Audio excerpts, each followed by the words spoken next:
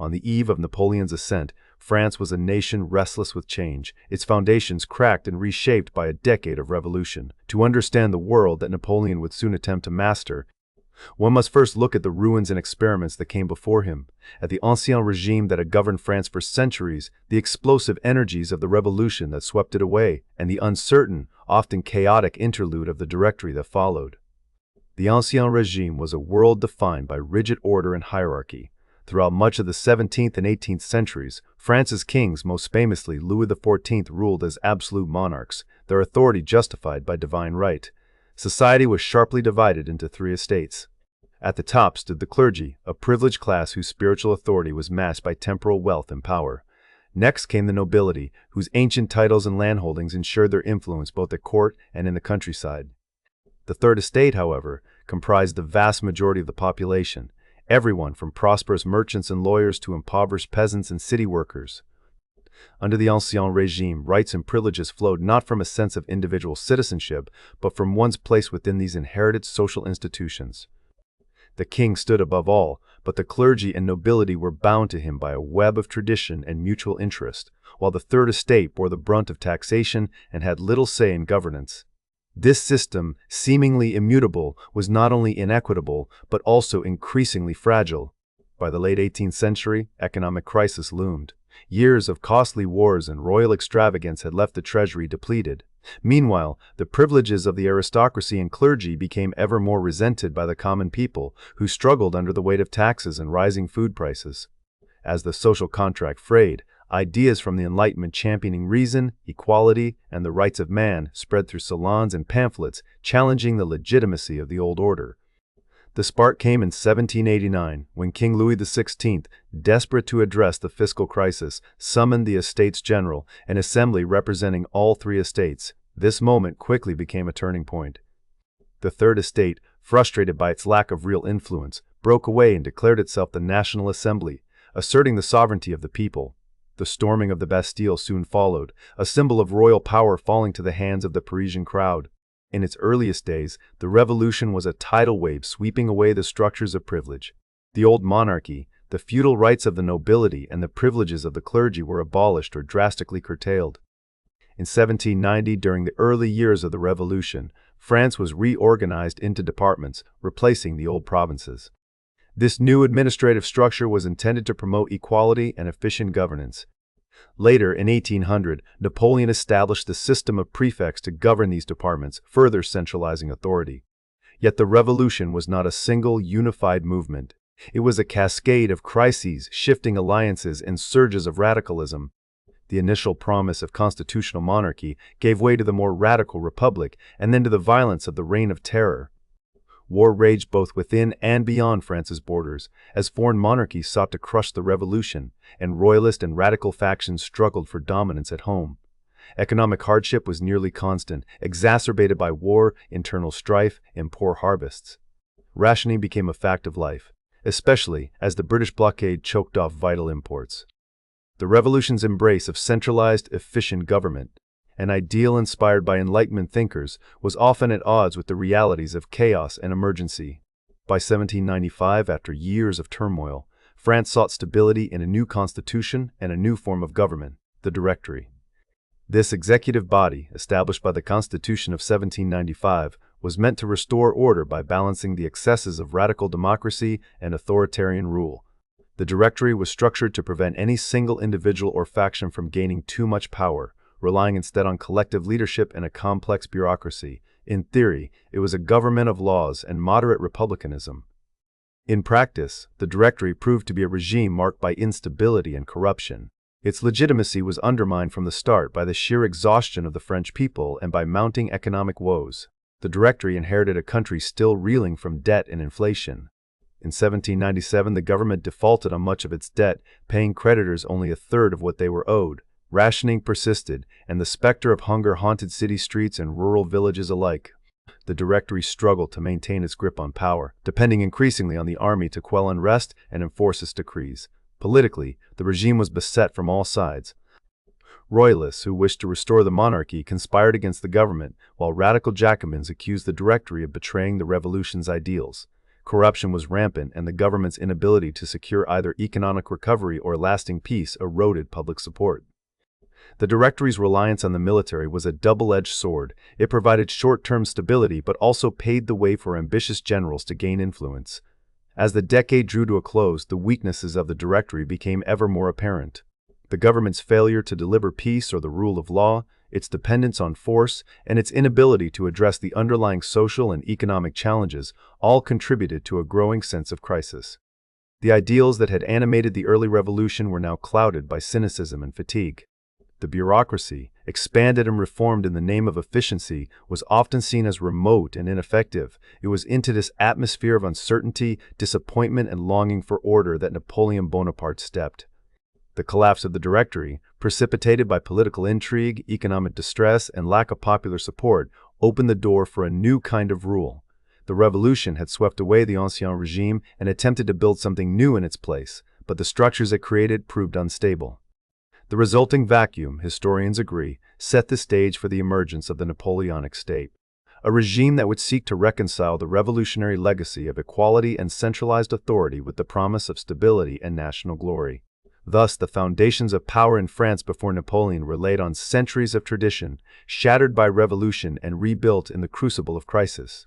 The landscape was one of hope and disappointment, of bold ideals and harsh realities, and it was this landscape that Napoleon would both inherit and transform. In the chill of November 1799, Paris awoke to the abrupt shifting of political winds. The city, ever restless, became the stage for a new kind of drama, one that, in a matter of hours, would sweep aside the uncertainties of the past and bring a singular figure to the center of national life. Napoleon Bonaparte, a name already spoken with both awe and anxiety in military circles, now set his sights on the heart of French power. The coup of 18 Brumaire, as it would become known, did not merely topple a government. It marked the beginning of an era in which the promise and peril of the revolution would be forged into a new, sharply defined order. Napoleon's ascent was no accident of fate. He was a product of the revolution's most radical promise, that talent, not birth, should determine one's destiny. In a world still reeling from the abolition of old privileges, his Corsican origins and lack of noble lineage might once have condemned him to obscurity. Instead, the revolution's upheavals opened doors previously barred to those outside the aristocracy, and Napoleon strode through them with both ambition and skill. His meteoric rise through the military ranks had already marked him as a figure to watch, but it was in the chaos of 1799 that his political instincts came fully into play. The Directory, the fragile regime that had emerged from the revolution's shifting tides, had lost the confidence of the French people. Its failures created a vacuum at the top, and into this void Napoleon moved with calculated purpose.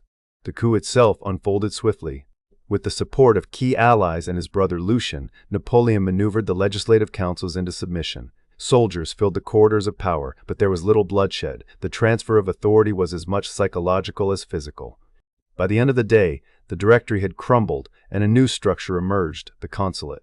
The consulate, established in the wake of the coup, was a government in which power was concentrated in the hands of 3 consuls, with Napoleon as first consul. On paper, it appeared to preserve elements of republican government, yet in reality, it was a carefully constructed vehicle for his personal rule. Napoleon's genius lay in his ability to blend the language and symbols of the revolution with the machinery of centralized authority. He did not sweep away the ideals of liberty and equality, but rather recast them in a form that served his vision for France. Central to Napoleon's consolidation of power was his understanding of both opportunity and necessity. The institutions of the consulate were designed to impose order and efficiency on a country weary of chaos. He streamlined the administration, replacing the complex web of local authorities with a hierarchy that reported directly to Paris. Prefects, appointed by the central government, became the eyes and ears of the state in every department, ensuring that Napoleon's will was carried out from the capital to the remotest village.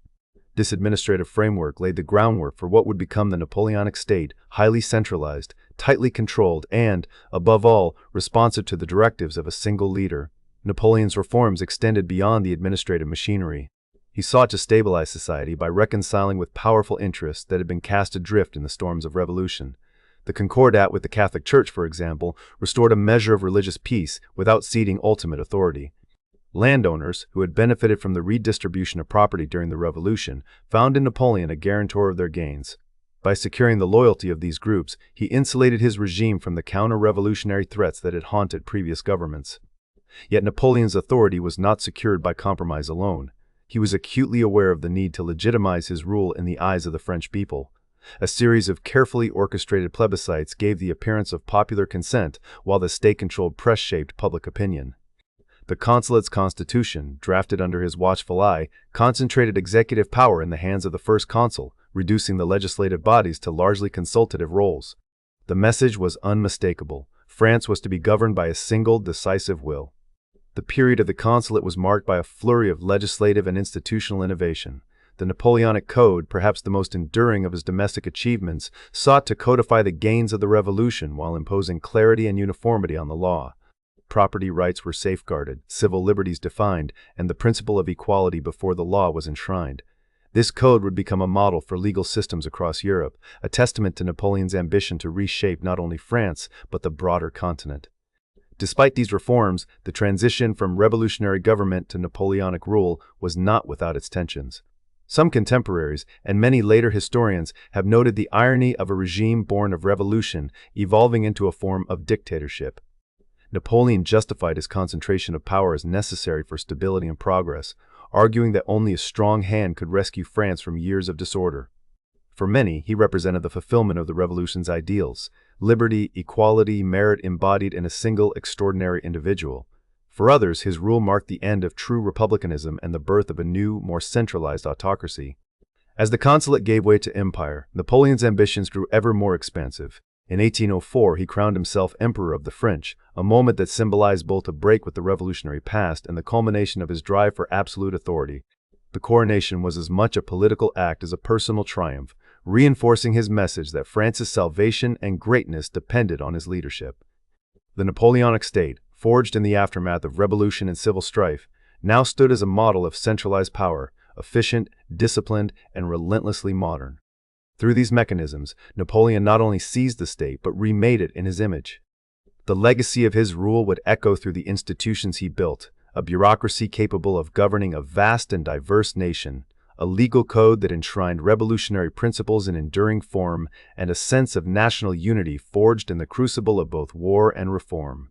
The rise of Napoleon was not simply the story of a single man's ambition, but of a society's yearning for order, stability, and greatness, fulfilled, at least for a time, in the figure of the first consul turned emperor. A cornerstone of this new order was the system of prefects. The departments themselves had been created in 1790 during the Revolution, replacing the old provinces with a more rational administrative structure. In 1800, a law established the system of prefects, appointing one to govern each department and answer directly to the central government. These prefects wielded considerable power, overseeing the police, public works, and tax collection, and ensuring that the will of Paris reached even the most distant corners of the country. The creation of this prefectorial system marked a decisive break with the past, strengthening central authority and eliminating the last vestiges of feudal localism. It was a model of efficiency that would endure in various forms long after Napoleon's fall. The Napoleonic State was forged not only in the chambers of government or through the ink of legal codes, but most decisively on the battlefields of Europe. War was both the crucible and the engine of Napoleon's rule. From the moment he assumed power, France's fate became inseparable from his military ambitions. As the Napoleonic Wars unfolded between 1803 and 1815, the state was transformed by the demands of perpetual conflict. The scale of mobilization was unprecedented, entire generations were called to arms, and the machinery of government was redirected to serve the needs of war. France, once a patchwork of regional loyalties, found itself unified in the effort to resist, conquer, and defend against the combined might of shifting coalitions: Britain, Austria, Prussia, Russia, and others, that rose repeatedly to challenge the emperor's dominance. The relationship between the Napoleonic State and its military was symbiotic, yet fraught with tension. Napoleon's military genius remains a subject of study and admiration, but his vision of France as both sword and shield for his continental ambitions came at a tremendous cost. The wars demanded a level of organization and mobilization rarely, if ever, seen in European history. The levée en masse, inherited and refined from the Revolution, evolved under Napoleon into a system of mass conscription, supported by the logistical strength of a centralized state. The army became not just the defender of France, but its most powerful instrument of policy and expansion. With the stakes so high, The Napoleonic State underwent a revolution in both military affairs and the structures that supported them. Tactics changed. Napoleon is credited with new methods of movement, concentration, and rapid deployment of forces, but just as significant were the changes behind the front lines. The organization of armies, the creation of corps that could operate independently or together, and the integration of supply, intelligence, and communications all reflected a new synergy between the state and its armed forces. The military was no longer a separate estate, as it had been under the old monarchy. It became, in many respects, the embodiment of the state in action, its reach extending from Paris to the farthest corners of the empire. This transformation demanded resources on an epic scale. The financial challenges Napoleon inherited from the Directory were daunting. Years of emergency measures, inflation, and default had left public finances fragile. The wars that followed only compounded these difficulties, requiring expenditures and deficits beyond anything France had previously experienced. Maintaining vast armies, supplying them, and meeting the endless demands of war meant Napoleon had to innovate not only on the battlefield but also in financial management. He balanced the budget where possible and managed to reduce the yield on government debt, easing some immediate pressure, but relentless spending remained the reality. War finance under Napoleon was a matter of survival, and the strategies employed, borrowing, forced loans, and the use of resources from conquered territories, had profound consequences for both France and Europe as a whole. To fund his ambitions, Napoleon did not hesitate to draw upon the wealth and resources of the lands he conquered. The empire was not only a political project, but also an economic one. French armies requisitioned supplies, collected tribute, and imposed indemnities on defeated states. The export of French institutions to vassal states and conquered territories was not merely ideological. It was also a way to integrate these lands into the imperial system, making them contributors to the war effort. Public services, legal codes, and administrative reforms were introduced partly to rationalize the extraction of resources and ensure the smooth functioning of occupation and governance. This exportation of the French model streamlined bureaucracy, standardized laws, and uniform administration helped bind the empire together, but also bred resentment and resistance among those who saw their own traditions and autonomy eroded. The broader economic consequences of Napoleon's strategies were complex and far-reaching. While the immediate needs of the French state were often met, the long-term effects included widespread disruption and, in some cases, devastation. The financial burden fell not just on France, but across the entire continent. In the aftermath of the wars, the post-war financial effects lingered for decades as governments struggled to manage debts and recover from the strains of wartime economies. The Napoleonic Wars marked a turning point, ushering in an era in which state finance, military mobilization, and the fate of entire societies became more tightly entwined than ever before. Empire building under Napoleon was not limited to Europe. The global dimensions of the Napoleonic Wars extended to the Middle East, India, and the Americas, reshaping the world's geopolitical landscape. The clash of empires reverberated far beyond the borders of France. Colonies changed hands, trade routes were disrupted, and the struggle between European powers spilled into distant theaters. The legacy of these conflicts could be seen in the shifting balance of power, the rise and fall of empires, and the reconfiguration of alliances and rivalries that would shape the 19th century. Within France, the impact of war and empire was profound. The state structures, finances, and policies were all transformed by the demands of conflict. The centralized administration became ever more efficient, sometimes brutally so, in mobilizing men and resources. Policies were guided by the needs of war, with public works, education, and even social order subordinated to the greater goal of victory and survival. The reach of the state extended into the daily lives of ordinary citizens, from conscription and taxation to the regulation of industry and trade. In conquered territories, the imprint of the Napoleonic State was equally indelible. The introduction of French institutions brought both benefits and burdens. Legal equality, the abolition of feudal privileges, and the modernization of administration were welcomed by some, especially those who stood to gain from the new order. For others, the experience was one of occupation and exploitation, as local resources were diverted to the benefit of France and its armies. Resistance simmered beneath the surface, and the imposition of French rule often provoked unrest, rebellion, and ultimately, the seeds of nationalist movements that would outlast the empire itself. The Napoleonic State, then, was a state at war, its ambitions, institutions, and finances all shaped by the crucible of conflict. If Napoleon's military victories proved ephemeral, as many historians suggest, the reforms and structures created in pursuit of those victories left a more enduring legacy. The machinery of state, honed in the service of war and empire, would persist long after the cannons fell silent, shaping not only France but much of Europe for generations to come. When the dust finally settled on the fields of Waterloo, Europe faced not just the end of an era, but the beginning of a long reckoning with the legacy of the Napoleonic State.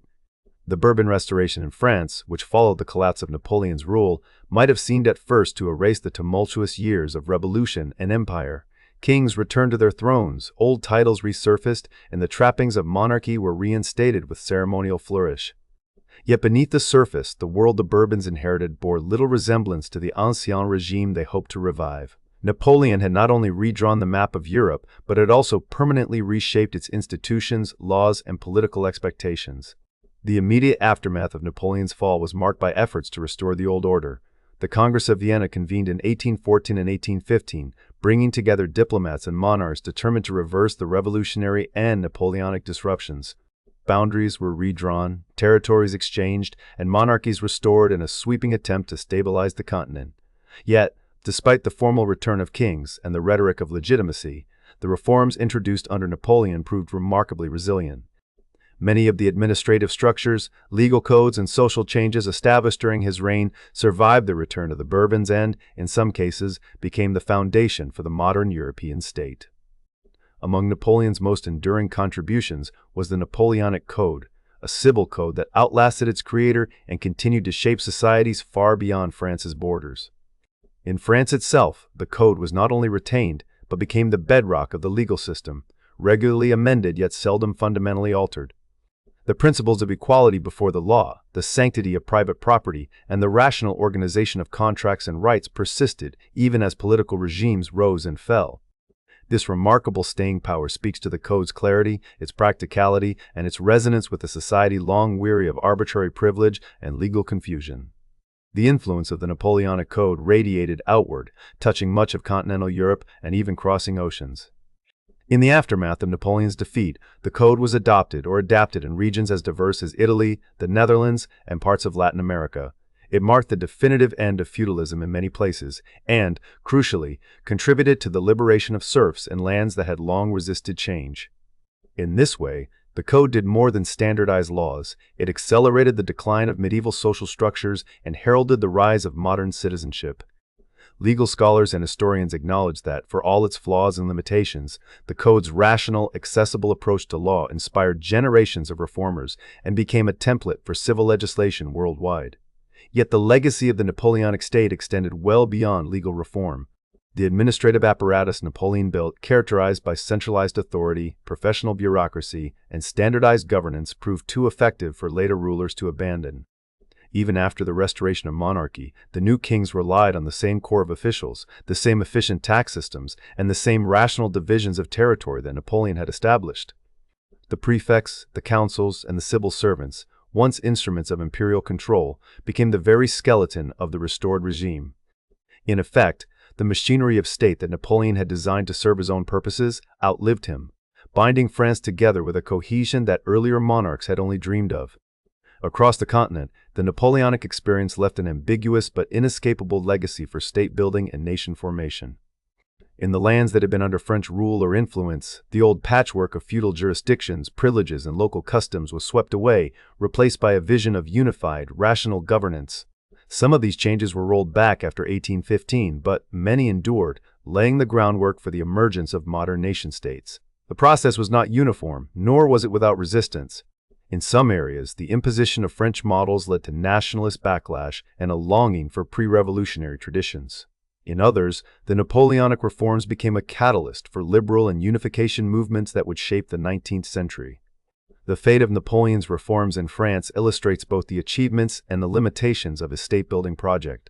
While his centralized administration and legal structures endured, many of his more ambitious social and political legacies were contested or diluted in the years that followed. The restoration of the monarchy brought with it a return of some aristocratic privileges and a renewed alliance between church and state, though not to the extent seen before the Revolution. The tension between revolutionary gains and conservative restoration would continue to define French politics throughout the 19th century. surfacing in later upheavals such as the 1830 and 1848 revolutions, the establishment of the Second Republic, and the rise of the Second Empire. The Napoleonic State's impact on Europe was similarly complex. The consolidation of territories, the redrawing of borders, and the spread of administrative reforms created new possibilities and new problems for the continent's rulers. The Congress of Vienna sought to balance great powers and suppress revolutionary change, but the seeds of transformation had already been sown. Nationalist and liberal movements, inspired in part by the reforms and upheavals of the Napoleonic era, challenged the restored order again and again. The legacy of Napoleon's rule, therefore, was not a simple one of progress or reaction, but a dynamic interplay of continuity and disruption. Legal historians often point to the continued influence of the Napoleonic Code as a marker of his enduring legacy. Even today, elements of the code remain central to the legal systems of dozens of countries. Its emphasis on clear written law, accessible to all citizens, and its rejection of feudal privilege have become cornerstones of modern civil law. Yet scholars also note the limitations of Napoleon's reforms, particularly in areas such as gender equality and political participation, where the code reinforced patriarchal norms and excluded many from the full benefits of citizenship. Looking back, it is clear that the collapse of the Napoleonic regime did not mean the end of its innovations. Rather, the structures Napoleon built became the framework within which subsequent generations would debate, modify, and sometimes challenge the meaning of modern governance. The tension between order and liberty, centralization and local autonomy, merit and privilege continued to animate French and European political life long after Napoleon himself had been consigned to exile. The Napoleonic State's most profound legacy lies in its dual capacity for transformation and endurance. It was at once a product of revolutionary upheaval and a harbinger of the modern state. Its achievements in rationalizing law and administration set standards that outlived their creator. Its limitations exposed the challenges inherent in reconciling power with liberty. As the centuries have passed, the imprint of Napoleon's reforms can still be traced in the legal codes, administrative practices, and political debates of France and much of Europe. In this way, the Napoleonic State endures, not as a relic, but as a foundation on which the future was and continues to be built.